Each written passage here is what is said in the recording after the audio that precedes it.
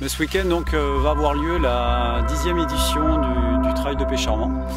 Donc la première je dirais, épreuve va démarrer avec une nocturne samedi 17 vers 19 h pour une boucle de 12 km sur les coteaux de Pêche-Charmant.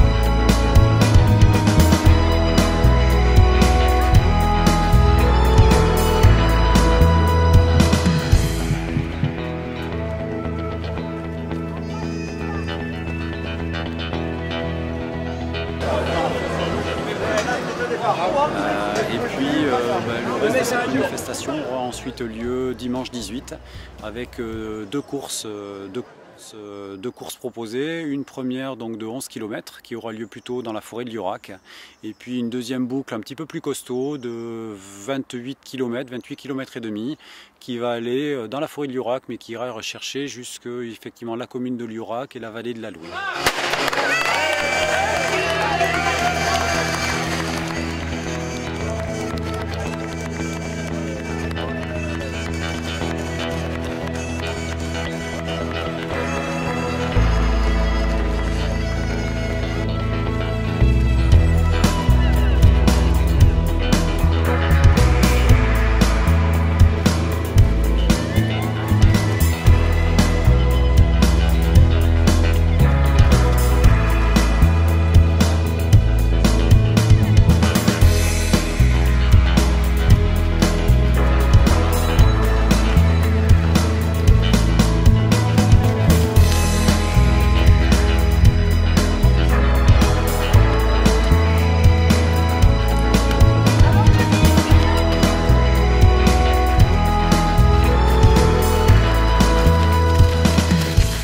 Ce matin, 520 préinscrits à peu près, donc sur les différentes épreuves, que ce soit effectivement la nocturne, les formules combinées, donc nocturne plus épreuve du dimanche, ou uniquement les épreuves du dimanche, donc 512, sachant qu'on a encore la possibilité de pouvoir s'inscrire sur place le jour même, donc aujourd'hui samedi ou demain dimanche. Donc je pense qu'on devrait avoir autour de 600 coureurs sur cette manifestation, ce qui serait pour nous un record.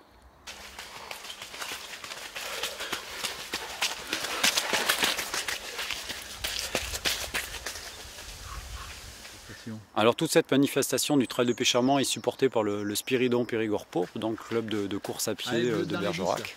Et sur l'ensemble des 2 jours, vous avez à peu près 70 participants qui vont vous accueillir, faire en sorte que cette manifestation soit le plus agréable pour vous et le plus convivial pour vous. Donc on en est à notre 10e édition, donc ça fait 10 ans que le Trail de Pêche-Charmant existe. Alors effectivement il a évolué depuis le début, puisqu'on était plus sur les vignes de Pêche-Charmant au début avec une proportion de route un petit peu plus importante, et on a de plus en plus basculé sur uniquement du trail, donc du sentier, de la forêt, avec une formule de nuit qui n'existait pas au départ, et des formules de combiné aussi qui sont venues il y a 2 ans agrémenter cette manifestation.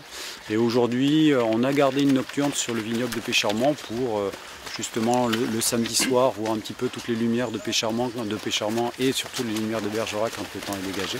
Et par contre les épreuves du dimanche, on est allé chercher des sols un petit peu plus techniques, des terrains un peu plus accidentés du côté de Liorac et de la vallée de la Louire.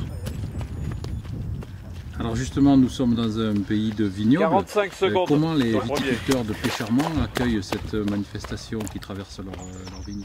Aujourd'hui, ils nous accueillent avec grand plaisir. Donc on utilise effectivement une boucle qui s'appelle la boucle de Pécharmont, ouverte par les viticulteurs au plus grand nombre et à nous. Donc on a leur autorisation de pouvoir justement faire parcourir leur chemin par nos coureurs. Donc ça, c'est une très bonne chose. Et ensuite, on a derrière effectivement une équipe de viticulteurs sous la bannière d'Alliance Aquitaine qui effectivement est partenaire de l'épreuve et nous aide et permettra à chaque concurrent de repartir avec une bonne bouteille de Bergerac rouge.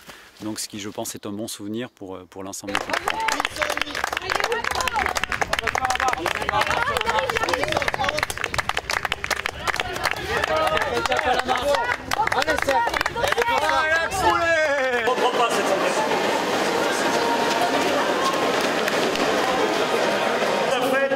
Pour la victoire.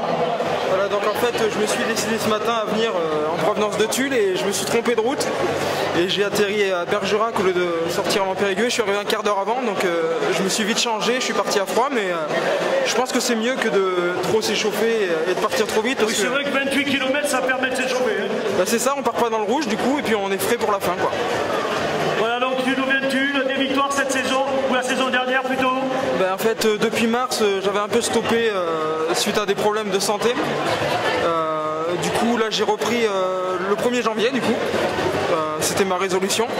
Et donc du coup je suis un peu sur mes acquis là, de l'an dernier et puis ça paye quoi. Donc c'était un super parcours, ça change de chez nous, on a moins de côtes, moins de dénivelé, mais par contre c'est gras. Et ouais, alors, quand je prépare des ultras, je fais toujours 2-3 courses nature pour travailler les cuisses. C'est toujours utile, alors c'est un conseil que je donne aux coureurs d'ultra. Faites de la nature et venez à Creis. Voilà, venez à Creis. Parcours très agréable, un peu glissant par endroit. Un magnifique parcours. Bravo aux organisateurs. Merci. Voilà, merci à toi Frédéric. C'était bien, c'est mon premier trail long.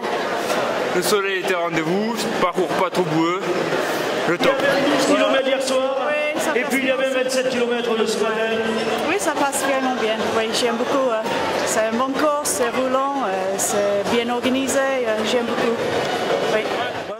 Alors aujourd'hui, le Spiridon Périgord Pourpre, donc bien entendu, a un bureau derrière. Son président est Jacques Serré.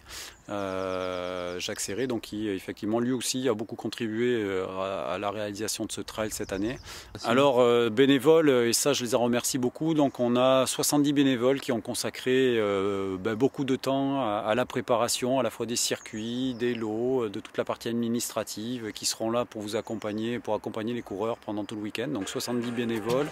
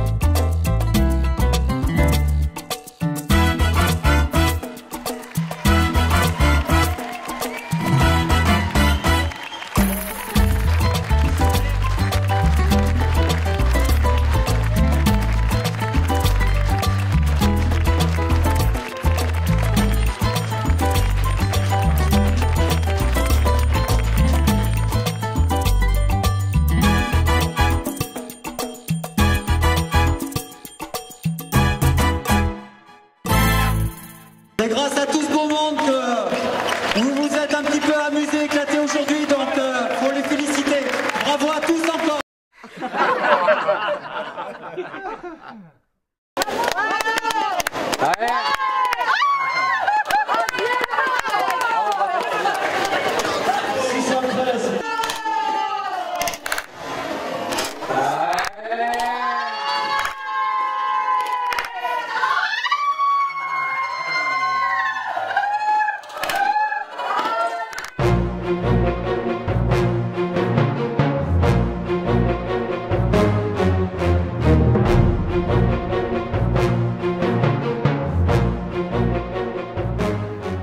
Thierry, parle-moi un petit peu de ce qui va se passer ce week-end ici au Château du Roc.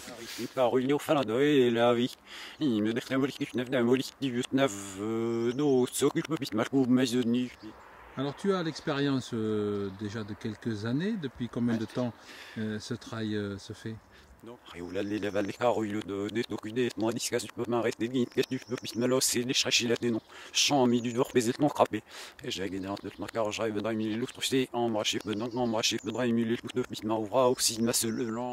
Alors il y a combien de concurrents et combien de bénévoles pour cette organisation?